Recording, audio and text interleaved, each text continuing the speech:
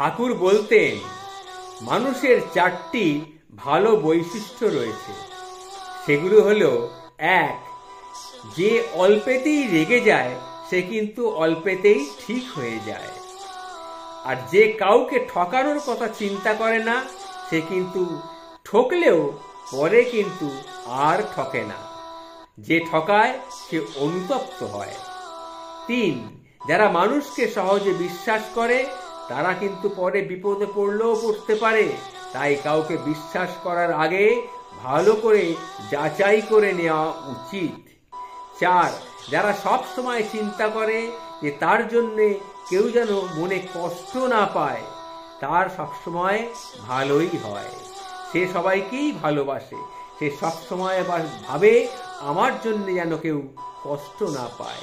এটাই হচ্ছে আসল কথা।